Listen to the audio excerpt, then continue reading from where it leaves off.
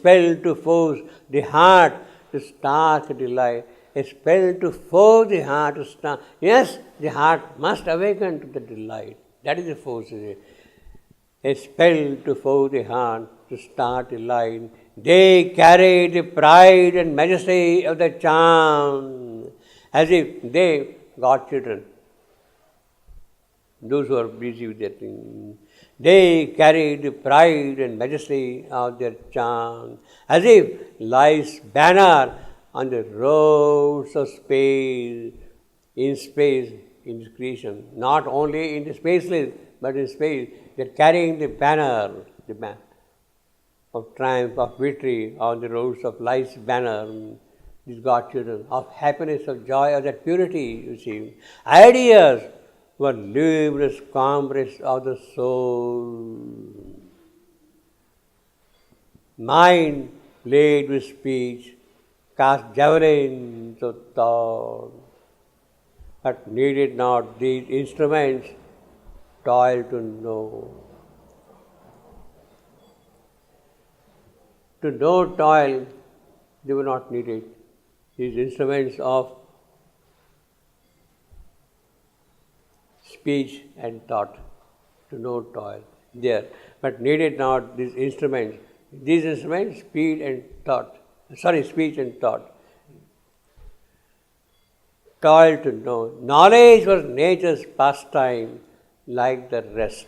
Now, mind played with speech, cast javelins of thought, but needed not these instruments. Now, these are not the only two instruments, speech and thought.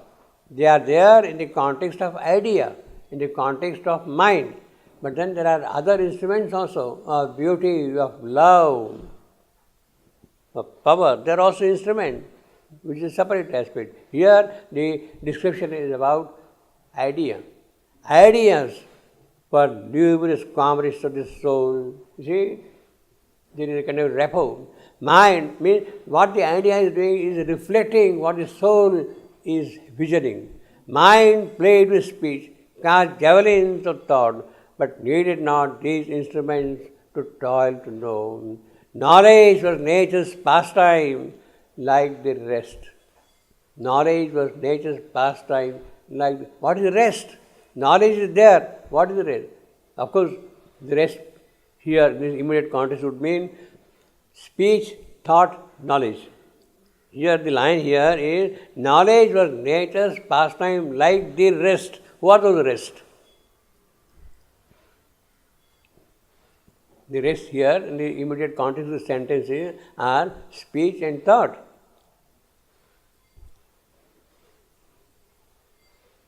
But in a larger context, if you go beyond idea, then you have got love, you have got truth, you have got beauty, you have got joy. All those things are also there, belong to nature's pastime like the rest. That rest would comprise of other aspects also, you see. Ideas were numerous comrades to the soul. Mind played with speech, cast javelins of thought, but needed not these instruments toil to know. Knowledge was nature's pastime, like the rest. So it's a pastime actually, a plaything, you see. Investitured with a fresh heart, bright ray, investitured, you are given the insignia, you are given that robe, that gift by the king, by the royal holder. Investiture with a fresh title, you are given that title also, see. That investiture with a fresh heart's bright ray, invest, I am cheered with Pirik, fresh hearts, bright ray, two spondees. So you got two Piriks, two spondees. The first foot is, I am investitured with the fresh hearts, bright ray, two powerful spondees there you see. And early God instinct, child inheritors, tenants of the perpetuity of time, tenants, the perpetuity of time. Yes, time will continue. There is no fear of that. Tenants, the perpetuity of time, still thrilling with the first creations of the still thrilling, perpetuity of time, still thrilling with the first creations of bliss. First, the moment time was born, the moment that creation appeared, that Big Bang moment, it is that thrill which is continuing. See, perpetuity of time going on from the beginning of the appearance of time. It is creation's bliss. Ananda sport, bang, num.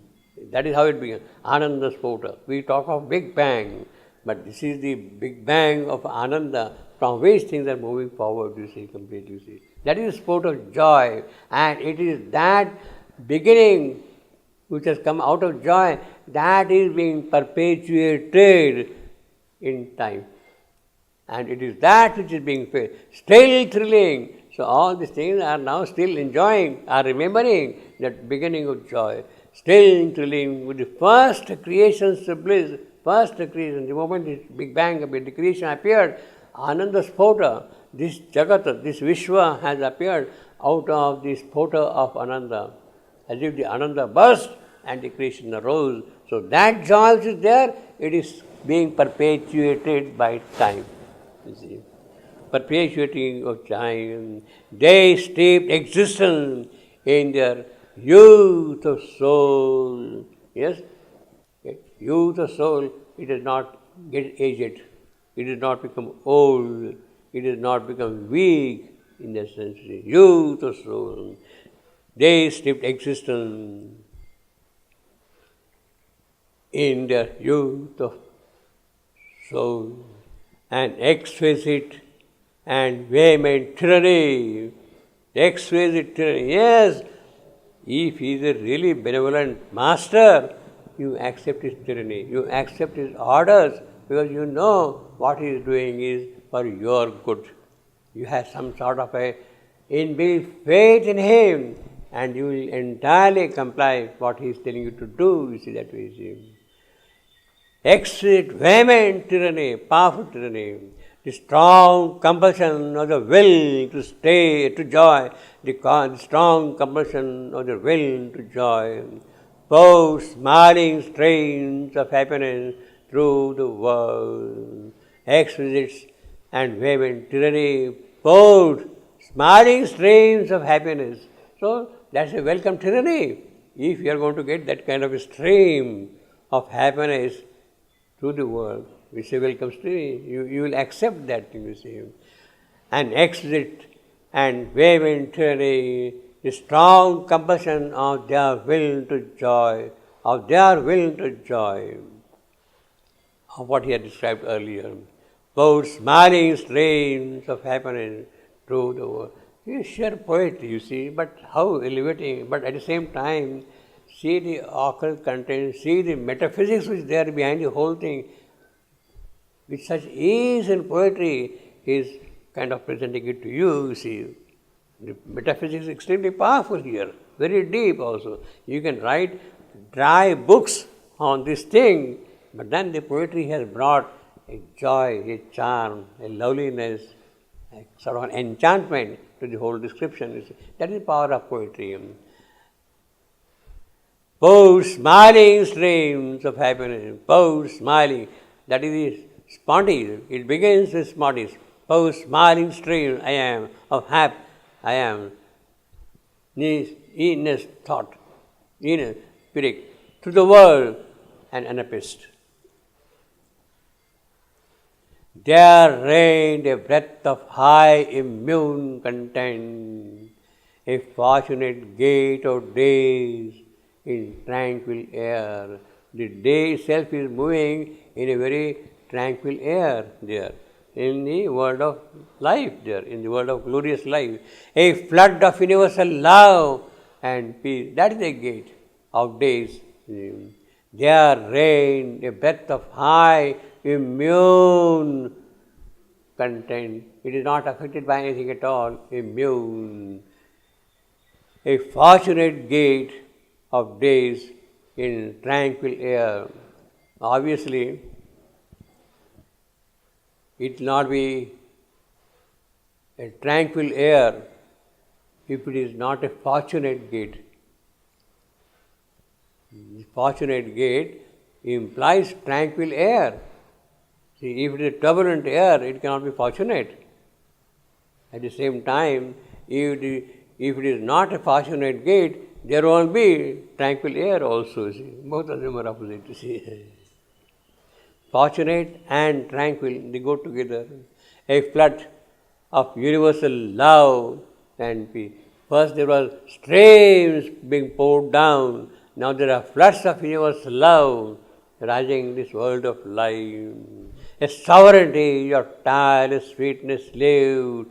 A sovereignty of tireless sweetness lived. A sovereignty of tireless sweetness lived. Tireless sweetness. You see, we get normally tired of happy things all along, you see. You want something bitter in between to taste happiness, you see. That is our nature, you see. It's to have. But here it is tireless sweetness lived, a sovereignty in a royal manner. See, if it is only a pageant of king throughout day and night and all that thing, you will get tired of it, you see. You want little variation also, you see. Like a song of pleasure on the lips of time. What a line, you see, on the lips of time. So he has personified time, and the time is speaking. What is speaking? The time is singing. What? The song of pleasure. Time is singing the song of pleasure. Like a song of pleasure on the lips of time. What a line, you see. That is sheer poetry, you see. Incomparable, you see. Such high description, but poetically they become so easy, so to say, to get into his mood. A sovereignty of tireless sweetness lived, like a song of pleasure on the lips of time. See the alliterations also. Lived like pleasure, lip of time, see. The alliteration of L throughout. A large spontaneous order freed the will. Yeah, you see, will is normally bound by order, but here it's a large spontaneous order. A sun frank, winging with the soul of the soul is winging up. Sun frank, the way to the sun, joy is there. See. The breath of greatness of the unfettered act, and the swift fire hearts, golden liberty, and the swift fire heart, golden liberty. I will put fire heart as a compound, but I will read it more as a trucky. Fire heart, not fire hearts. I will read more as a fire hearts, not fire hearts. I mean, the stress is more on fire than on hearts. The stress is more on fire than on heart. Therefore, the line will be, and the Pyrrhic, swift fire, spondy, heart's gold I am, and lib I am, earthy, Pyrrhic. That is how the line will go. You have got the first foot as Pyrrhic, then second foot as spondy, third an I am, fourth an I am, fifth Pyrrhic. Sabha? There was no falsehood of soul severance. There came no crookedness of thought or word to rob creation of its native truth. All was sincerity and natural fold. All was sincerity and natural fold. There was no falsehood of soul severance. You have cut off yourself from soul, and therefore there will be falsehood. So that soul severance was not there in that world of life. Means life presented soul in its purity, you see. There came no crookedness of thought or word. What does crookedness of thought and word do? What does crookedness do? It robs creation of its native truth. Crookedness robs the creation of its truth. Crookedness belongs to falsehood. So, there is no crookedness. Naturally, there is no question of no native truth being robbed off from you. See, they are constant. So, that is the purity of truth itself in the world of life, to rob creation of its native truth. All was sincerity. Now, this is sincerity in contrast to crookedness. Crookedness means insincerity, lack of sincerity. Crookedness would be lack of sincerity here. All was sincerity and natural force. So, sincerity is the password for what? That you live a creation with its native truth, in its native truth. That is the password. If you want to live the creation with its native truth, then the password to live in that is sincerity. Don't have crookedness at all, you see. Then you are allowed to go and stay there.